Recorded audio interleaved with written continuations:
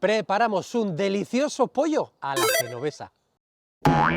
Lo primero que vamos a hacer es una riquísima salsa pesto. Pon en el vaso de la batidora 2 dientes de ajo pelados. Te contaré un truco. Los piñones que voy a utilizar para la salsa pesto les voy a dar un buen tostado en una sartén. Añadimos los piñones bien tostados también en el vaso de la batidora. Esto le va a conferir a la salsa pesto un toque súper especial. Añade las hojas de albahaca.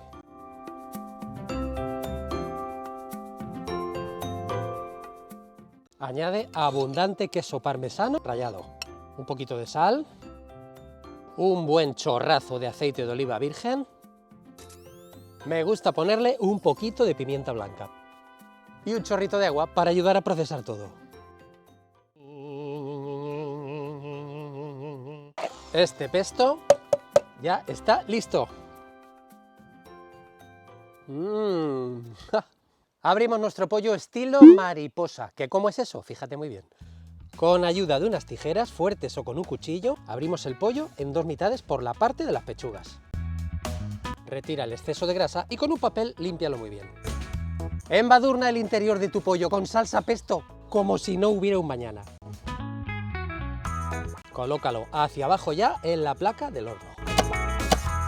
Aprovecho para preparar una guarnición de patatas pequeñas con piel bien lavadas, partidas por la mitad. Le vamos a dar unos cortes para que se asen mejor.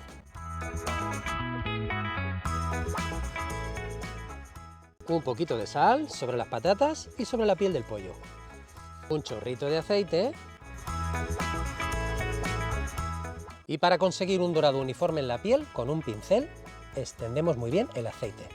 Añadimos un poquito de agua para facilitar el asado y la cocción y ya lo podemos llevar al horno precalentado a 180 grados y cocinar 1 hora por kilo de pollo. Como el mío es un pollo pequeño, lo cocinaré 1 hora. Este es el aspecto que tiene nuestro pollo recién hecho. Asegúrate de que las patatas llevan un poquito de pesto del que hicimos al principio.